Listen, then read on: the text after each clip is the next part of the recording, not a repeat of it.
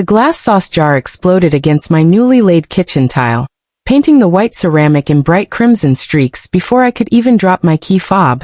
Standstill silence gripped my front door as my eyes adjusted to the figure standing inside my personal sanctuary.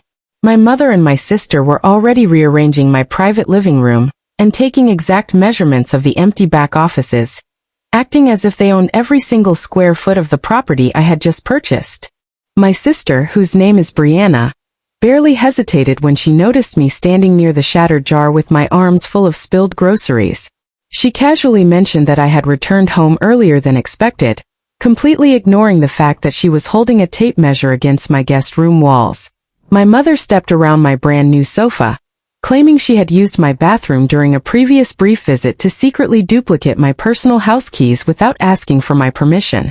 Standing there in my own hallway, a sudden wave of childhood memories rushed back and made the entire situation painfully clear to me.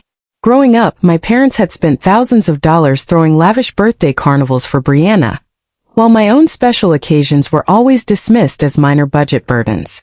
The moment I mentioned buying a house, my mother did not congratulate me, but instead immediately began brainstorming how my independent milestone could serve my sister's expanding household instead. When I demanded that both of them hand over the duplicate keys and leave my house immediately, my mother pressed her hand to her chest in theatrical horror. She insisted that because Brianna had 3 young children, it was my absolute duty as a supportive sibling to hand over my extra bedrooms for their personal comfort. I gave them less than 2 minutes to walk out before I dialed emergency services, watching my mother slam my front entrance door hard enough to rattle every window pane. Later that evening, while I was still scrubbing red stains off my kitchen floor grout, my father phoned me to deliver a furious lecture about family loyalty. He accused me of being completely heartless and selfish for refusing to house my sister, loudly talking over my quiet attempt to set a boundary. Looking at our old framed family portrait on the mantelpiece, I finally realized that my sole designated role in this entire family had always been self-sacrifice and quiet surrender. A few days later, while drinking my morning coffee, a strange social media notification exposed the true calculated depth of their plan. Brianna had posted pictures of her children weeks before I had even closed on my mortgage deal, publicly promising them my exact room layouts in the comment section. My parents had actively schemed with my sister to seize my home long before the paperwork was finalized, treating my hard-earned independence as their shared family property. My father eventually summoned me to a formal dinner under the pretense of discussing a peaceful compromise over a home-cooked meal. When I arrived, they presented me with real estate flyers and revealed that they had already contacted my bank to discuss moving my mortgage to a larger multifamily house.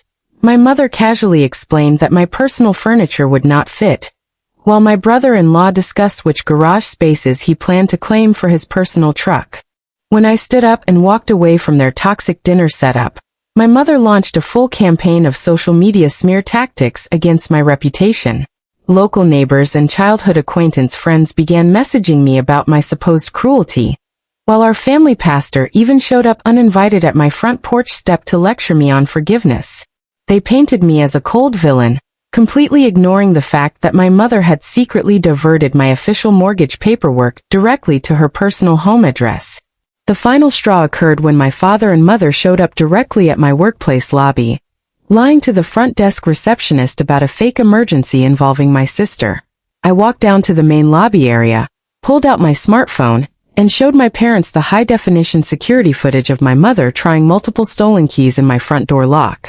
I clearly informed them in front of my coworkers that any further harassment would immediately result in police involvement and formal restraining orders.